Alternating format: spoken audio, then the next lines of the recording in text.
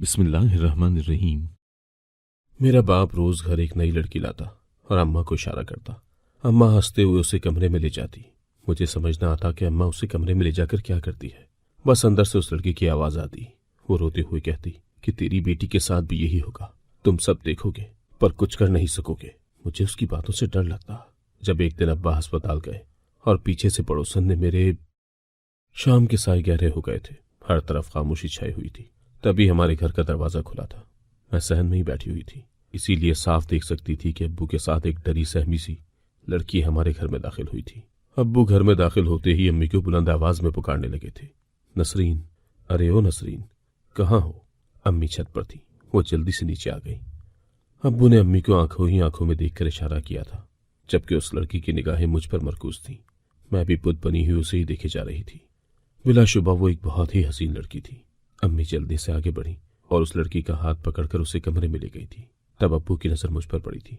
वो कहने लगे, बानो, तुम यूं सोच में गुम बैठी हो, उठो, मुझे भी खाना दो और खुद भी खा लो। तुम्हें तो इल्म है कि अब तुम्हारी अम्मी सुबह से पहले कमरे से नहीं निकलेगी। मैंने सर इस बात में हिला दिया था। यह हमारे घर का रोजाना का मामूल था।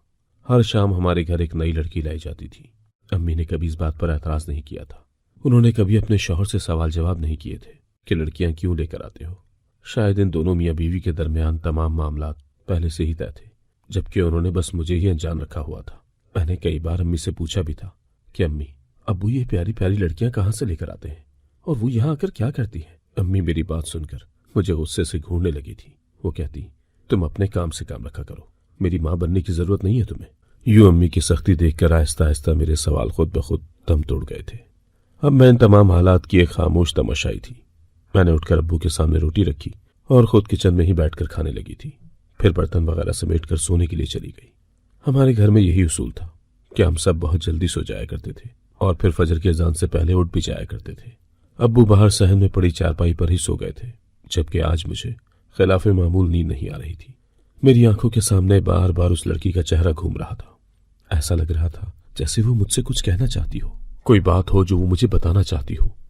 मैं बड़ी देर करवट पर करवट बदलती रही थी, फिर मजबूर होकर उठकर बैठ गई। मैंने कमरे की खिड़की से बाहर की जानिब देखा। अब्बू दुनिया माफिया से बेखबर सो रहे थे। मैं दबे पांव कमरे से बाहर निकल आई थी। मेरे कदम अम्मी के कमरे की जानिब बढ़ रहे थे। आज से पहले तो कभी मुझ में इतनी हिम्मत नहीं आई थी कि मैं यूं वहां चली जाती, मगर आज न जाने मेरा खुद पर कोई कंट्रोल क्यों न रहा था। मैं दरवाजे के पास जाकर खड़ी हो गई और दरवाजा खोलने की कोशिश करने लगी थी, मगर हैरत हुई ये देखकर कि दरवाजे को तो अंदर से लॉक किया गया था। मैं हक्का बक्का सी खड़ी थी। तभी मेरे कानों में उस लड़की की आवाज गूंजने लगी थी। वो रो रही थी, सिसक रही थी, फिर कहने लगी, तुम देख लेना, तुम्हारी बेटी के साथ भी यही होगा। तुम जो मेरे साथ कर रही हो, ये मत सोचना कि इसकी तुम्हें माफी मिल जाएगी। तुम पर भी ये वक्त आएगा जब तुम्हारी आंखों के सामने तुम्हारी बेटी के साथ ये सब कुछ होगा, मगर तुम रोक नहीं पाओगी। मेरी अम्मी की करख्त सी आवाज गूंजी थी। वो कहने लगी, बकवास बंद करो अपनी, चुपचाप काम करो अपना। उस लड़की के सिसकने की आवाज फिर से आई तो मुझ पर हैबत तारी हो गई थी। मेरी टांगें कांपने लगी थी। मुझ में मजीद वहां खड़ा रहने का हौसला नहीं था, इसीलिए जल्दी से अपने कमरे में आ गई। मैं सर पकड़कर बैठ चुकी थी। आंखों से आंसू गिरते जा रहे थे। अब्बू पिछले 3 महीनों से नौजवान लड़कियों को घर ला रहे थे। क्या इन 3 महीनों में मुझे इस तरह की बद्दुआएं मिलती रही होंगी? हर आने वाली लड़की यूं ही मेरी अम्मी के आगे गिड़गिड़ाती रही होगी, मगर क्यों? मेरी अम्मी के कमरे में ऐसा क्या हो रहा था कि लड़कियां रोने लगती थी और फिर मुझे बद्दुआएं देने पर मजबूर हो जाती थी? इस सवाल ने मेरे सर में दर्द कर दिया था। नींद आंखों से दूर कहीं भाग गई थी। यूं ही बेड पर बैठे बैठे फजर की अजान हो गई। तब मेरी अम्मी के कमरे का दरवाजा खुला। मैं जल्दी से उठकर खड़ी हो गई थी। मैं आज सारी कार्रवाई देखना चाहती थी। मेरी अम्मी कमरे से बाहर आ गई और पीछे ही वो लड़की भी थी जिसे आज अब्बू घर लाए थे। उसकी हालत बड़ी गैर सी लग रही थी। मैं इतनी दूर से भी साफ देख सकती थी कि उस लड़की की टांगें कपकपा रही हैं। वो बार बार अपनी टांगों पर हाथ रख रही थी। अम्मी ने अब्बू को झिझोड़ कर उठाया था। वो कहने लगी, उठो शफीक, ले जाओ उस लड़की को जहां से लाए थे, मेरा काम हो गया है। अब्बू जमाई रोकते हुए उठ बैठे थे। फिर उन्होंने लड़की को अपने पीछे आने का इशारा किया। वो लड़की चुपचाप पीछे चली गई। उन दोनों के जाने के बाद अम्मी मेरे कमरे की जानिब बढ़ने लगी थी। मैं जल्दी से अपने बिस्तर पर ठह गई और सोने का नाटक करने लगी। अम्मी ने मुझे आवाजें दी और बोली, बानो, मुझे तो लगता है तुम गधे घोड़े बेच कर सो रही हो। जल्दी से उठो, सुबह हो गई है। मैं आंखें मलती हुई उठ बैठी थी। अम्मी के चेहरे पर मुझे जरा भी थकावट नजर नहीं आई थी। ऐसा लग रहा था जैसे वो बड़ी पुरसुकून सी हो। अम्मी मुझे जगाकर कमरे से बाहर जाने लगी। तो मैंने उनका हाथ पकड़कर उन्हें रोक लिया था। मैं बोली, अम्मी मेरे पास बैठ जाए। अम्मी ने मुझे बड़े गौर से देखा था, फिर बैठ गई थी। कहने लगी, क्या बात है, तबीयत तो ठीक है ना? मैंने सर हिला दिया, फिर बोली, अम्मी आप कब जागी? अम्मी का चेहरा जर्द पड़ गया था। ऐसा लग रहा था जैसे वो मेरे सवाल से परेशान हो रही हो। कहने लगी, थोड़ी देर पहले ही जागी हूँ। मेरा दिल बहुत भरा हुआ था, इसलिए मैं फूट फूट कर रोने लगी। मैं बोली, अम्मी मुझे बहुत डर लग रहा था। मुझे रात भर बहुत खौफनाक ख्वाब आते रहे हैं। कल शाम अब्बू जिस लड़की को घर लाए थे वो मेरी नजरों के सामने घूमती रही थी। वो मुझे डरा रही थी। अम्मी वो लड़की कहाँ है? अब्बू उसे क्यों लेकर आए थे? अम्मी ने बेमुश्किल थूक निकला था। वो इधर उधर देख रही थी कि किसी तरह मेरे सवाल से वो बच जाए। पहले तो मैं जब भी अम्मी से सवाल करती थी वो फौरन मुझे डांट कर उठ जाया करती थी, मगर आज मैं रो रही थी। फिर मैंने झूठ भी बोल दिया था कि वो लड़की ख्वाब में आई थी। अम्मी कहने लगी, बानो वो लड़की तुम्हारे अब्बू के जानने वाली की थी। उसके शौहर ने उसे मार पीट कर घर से निकाल दिया था, तो वो उसे अपने साथ घर ले आए। जब तुम सो गई थी तब उस लड़की का शौहर उसके सास ससुर आए थे। वो लड़की को मनाकर अपने साथ ले गए। अम्मी ने आखिरकार झूठ घड़ ही लिया था। मैं बोली, अम्मी अब्बू तो हर रोज मुख्तलिफ लड़कियों को लेकर आते हैं, तो क्या उनका भी यही मसला होता है? अम्मी ने मेरे आंसू पोंछे और मेरे माथे पर बोसा देकर कहने लगी, इस दुनिया में हर इंसान का कोई ना कोई मसला होता है। यहाँ जो भी लड़की आती है अपने किसी न किसी मसले के हल के लिए ही आती है। तुम अपने छोटे से जहन पर जोर मत डालो। उठो, चलो वजू करो और नमाज पढ़ो। अम्मी जल्दी से उठकर बाहर चली गई थी। मैंने उठकर वजू किया और नमाज पढ़ने लगी थी। मैं आज अल्लाह से रो रो कर दुआ कर रही थी कि मुझे लड़कियों की बद्दुआओं से बचाए। मैंने आज तक अपनी अम्मी और अब्बू को कभी नमाज पढ़ते नहीं देखा था। न जाने अम्मी मुझ पर नमाज पढ़ने के लिए इतनी सख्ती क्यों किया करती थी। खैर, दिन तो मामूल के मुताबिक गुजर गया था। शाम हुई तो मैं जानबूझकर सहन में पड़ी चारपाई पर बैठ गई थी। अम्मी मेरे पास आई और बोली, उठो बानो, जल्दी करो, वजू कर लो। और हाँ, लगता है आज आंधी आने वाली है, इसलिए नमाज कमरे में ही जाकर पढ़ना। मैं जान गई थी कि अम्मी ये सब इसलिए कर रही हैं ताकि मंजर से गायब हो जाऊं और मुझे पता ही न चले कि अब्बू आज किस लड़की को घर लाए हैं। मैं जल्दी से चारपाई पर लेट गई और आंखों के ऊपर हाथ रख लिए। मैं बोली, अम्मी मेरे सर में बहुत दर्द है, थोड़ी देर तक उठकर नमाज पढ़ती हूँ। अम्मी कहने लगी, अच्छा चलो कमरे में जाओ, मैं तेल लगाकर तुम्हारे सर की मसाज कर देती हूँ, ठीक हो जाएगा। इतनी देर में ही घर का दरवाजा खुला और अब्बू घर में दाखिल हो गए थे। अब्बू आगे आगे थे और एक जवान सी लड़की उनके पीछे थी। आज आने वाली लड़की भी बहुत घबराई हुई थी। मैं जल्दी से उठकर बैठ गई और बोली, तुम कौन हो? मैंने उस लड़की से सवाल किया था, मगर इससे पहले कि वो मुझे कोई जवाब दे पाती अम्मी उस लड़की का हाथ पकड़कर उसे जल्दी से कमरे में ले गई थी। फिर जोर से दरवाजा बंद होने की आवाज सुनाई दी थी। उनके जाने के बाद अब्बू घूर कर बोले, ये क्या कर रही थी तुम? मैं घबरा गई थी क्योंकि मुझे अब्बू के गुस्से से बहुत डर लगता था। मैं बोली, कुछ नहीं अब्बू, बस वो लड़की प्यारी लग रही थी तो बात कर ली। अब्बू कहने लगे, खबरदार खबरदार, जो अगर तुमने आज के बाद किसी भी लड़की से बात करने की कोशिश की, चलो उठो, मुझे खाना दो। मैंने अब्बू को खाना दे दिया, फिर अपने कमरे में आ गई। मैं चाहती थी कि अब्बू जल्द से जल्द सो जाए। मैं आज फिर देखना चाहती थी कि क्या आज वाली लड़की मुझे बद्दुआएं देगी या नहीं। यूं ही वक्त गुजर गया और फिर पूरे घर में अब्बू के खराटे गूंजने लगे थे। मैं जल्दी से उठी और बाहर निकल गई। मेरे कदम अम्मी के कमरे की जाने पड़ रहे थे। दरवाजे पर जाकर मैं रुक गई। अम्मी के कमरे से लड़की के रोने की आवाज आ रही थी। वो लड़की रो रही थी, आहें भर रही थी। अम्मी के गुस्से से भरी आवाज आई थी। वो कहने लगी, बस बस, ज्यादा नाटक मत करो, नहीं तो तुम्हारा वो हशर करूंगी कि रहती दुनिया तक याद रखोगी। जल्दी से अपना काम शुरू करो, नहीं तो मुझसे बुरा कोई नहीं होगा। तब वो लड़की कहने लगी, मुझे तो तुम पर हैरत होती है, कैसी औरत हो तुम? तुम्हारी खुद की बेटी भी जवान है, अगर कल को कोई औरत उसके साथ ये सब करेगी तो तुम क्या कर लोगी? एक बात याद रखना, मकाफात अमल हकीकत है। जो तुम आज करोगी कल को वो तुम्हारी बेटी के सामने जरूर आएगा। मैं थर थर कांपने लगी थी। मेरा खुद पर कोई इख्तियार नहीं रहा था। मैं चाहती थी कि दरवाजा खटखटाकर उस लड़की की मदद करूं, मगर तभी अब्बू के खराटे थम गए थे। मैं जैसे किसी ट्रांस से बाहर आ गई थी। मैं जल्दी से भागकर अपने कमरे में चली गई। आज मुझे ये बात तो समझ में आ ही गई थी कि हमारे घर कुछ ऐसा हो रहा था जो गलत था, मगर वो क्या था उसका जवाब फिलहाल मेरे पास नहीं था। मैंने खुद से अहद किया था कि मैं इस बात का जवाब जरूर ढूंढ लूंगी। पहले तो मैंने बड़ी बेखबरी में जिंदगी गुजारी थी, अब मैं जरा बेदार हो गई थी। अब मैं घर के छोटे छोटे मामलात पर भी बड़ी गहरी निगाह रखा करती थी। कौन आता है कौन जाता है मुझे सब इल्म हो गया था। मेरी अम्मी की एक सहेली थी अजरा बाजी, वो शुरू से ही हमारे घर बहुत ज्यादा आती थी। वो जब भी आती अम्मी उन्हें अपने साथ अपने कमरे में ले जाया करती थी और फिर दोनों सहेलियां न जाने क्या क्या बातें किया करती थी कि उन्हें दुनिया की कुछ खबर ही नहीं रहती थी। मुझे इस बात का कामिल यकीन था कि अम्मी के हर राज से अजरा बाजी वाकिफ होंगी। मुझे इस बात का भी इल्म था कि वो अम्मी के राज से पर्दा हरगिज नहीं उठाएंगी, मगर मैं अपनी सी कोशिश करके देखना चाहती थी। शुरू से ही बाजी मुझसे बहुत मोहब्बत किया करती थी और मुझसे कहा करती थी कि शहर बानो, मुझे तुम में अपनी जवानी नजर आती है। बाजी ने जब भी अपना नया सूट सिलवाना होता तो वो मुझसे फैशन के मुतालिक पूछने आया करती थी। अब मौसम बदल रहा था और मेरे अंदाजे के ऐन मुताबिक वो नए कपड़ों के साथ हमारे घर आ गई थी। जब वो हमारे घर आई तो मैं किचन में थी। उनसे नजर बचाकर छत पर चली गई।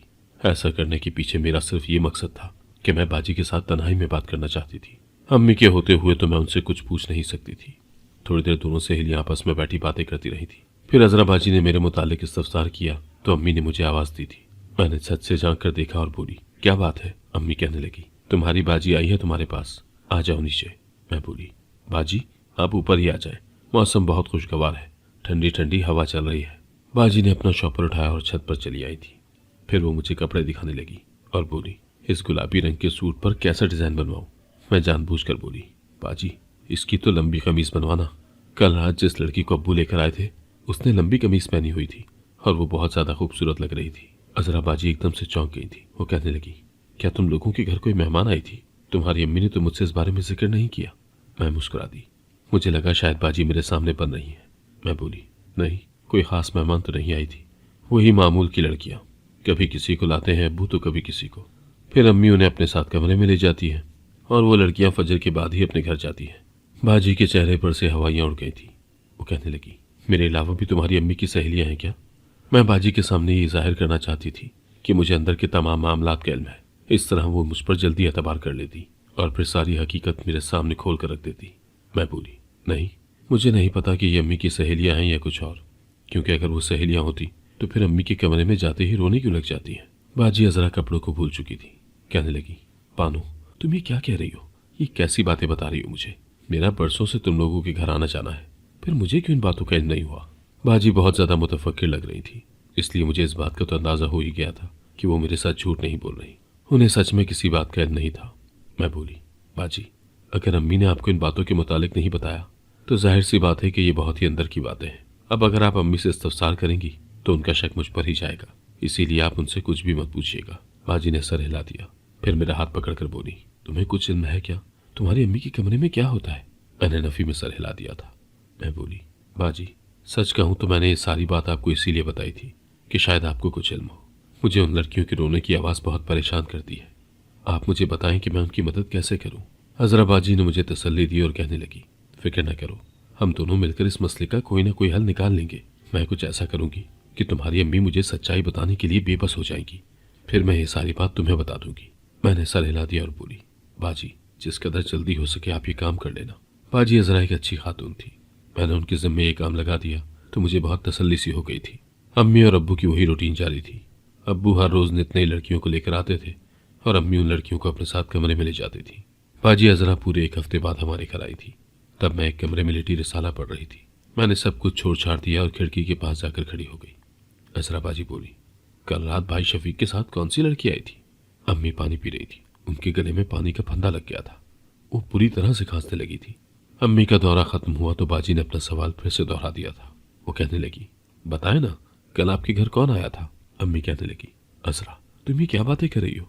हमारे घर किसने आना था? बाजी अजरा मसनूई हैरत से बोली, आप भी कमाल कर रही हो। कल मैंने अपनी आंखों से देखा था। मगरिब के बाद भाई शफीक के साथ तुम्हारे घर में एक लड़की दाखिल हुई थी। मैं तो उसी मेहमान से मिलने आई हूँ। मुझे लगा शायद आपकी कोई रिश्तेदार वगैरह हो। अम्मी जल्दी से बोली, अच्छा वो लड़की?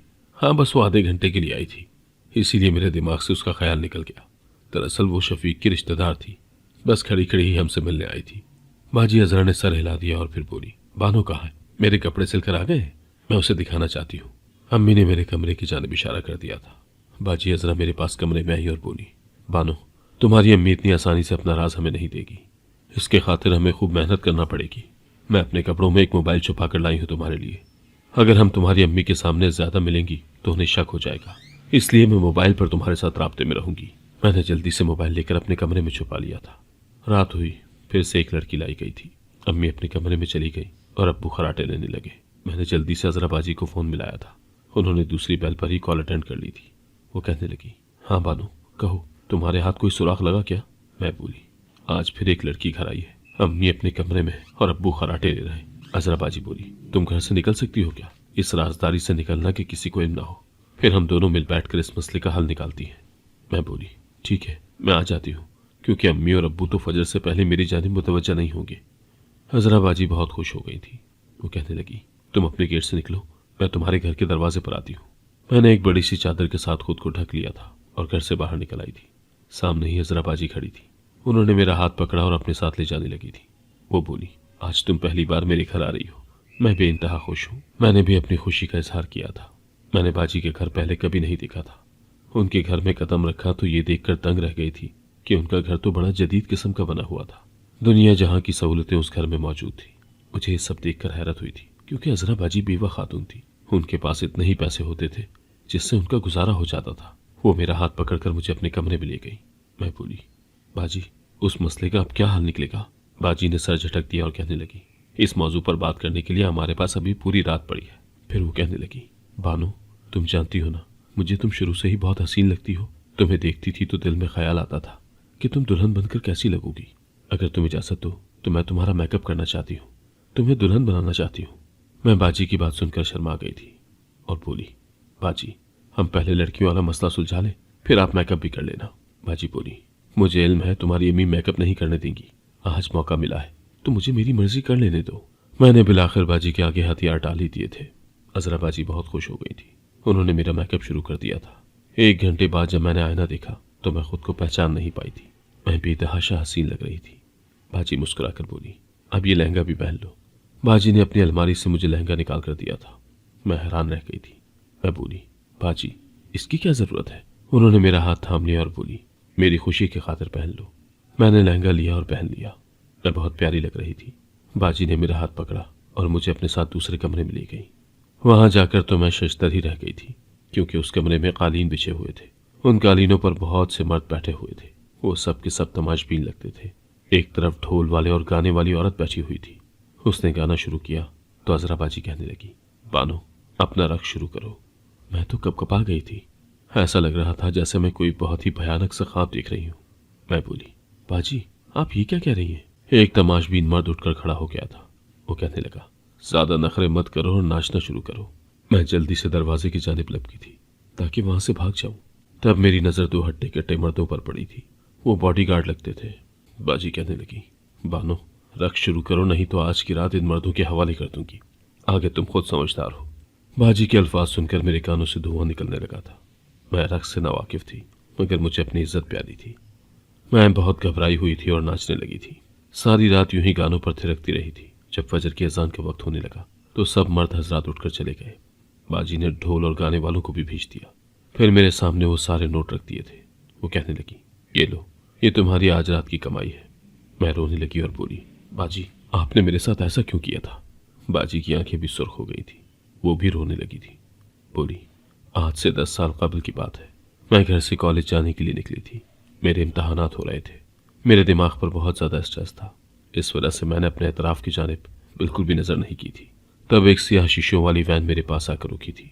देखते ही देखते उन्होंने मुझे अगवा कर लिया। मैं चीखती चिल्लाती रही, मगर मेरी किसी ने नहीं सुनी। मैंने तो कभी ख्वाब में भी नहीं सोचा था कि मेरे साथ ऐसा हो जाएगा।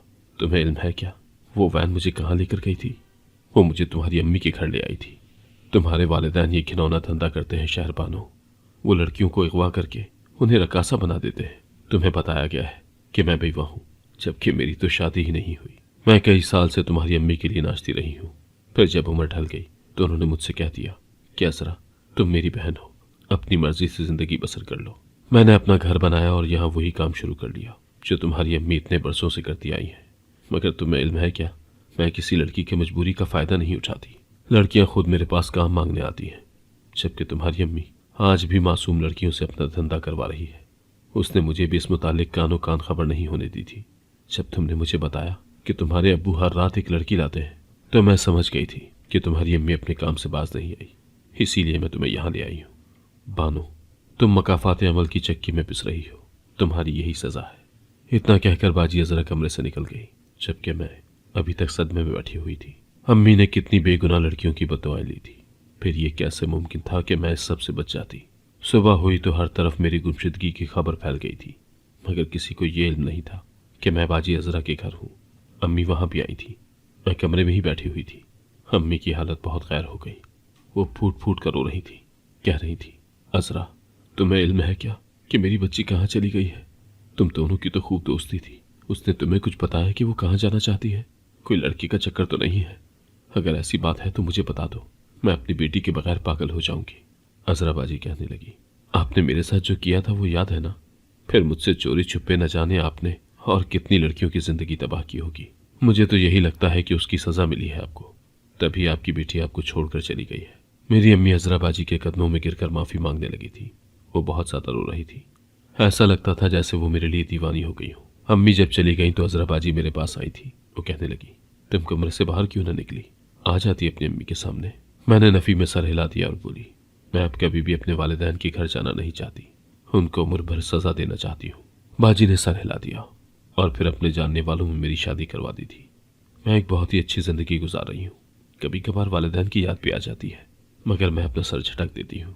मेरे वालिदैन उम्र भर मेरे लिए तरसते रहे, यही उनकी सजा है। आपके ख्याल में मैंने दुरुस्त किया या गलत? अगर आपको आज की कहानी पसंद आई है तो वीडियो को जरूर लाइक कीजिएगा और अपने दोस्तों के साथ भी शेयर कीजिएगा। और हाँ, अगर आपने अभी तक हमारा चैनल सब्सक्राइब नहीं किया तो जरूर सब्सक्राइब करें। मिलते हैं कल एक नई और दिलचस्प कहानी के साथ। अल्लाह हाफिज।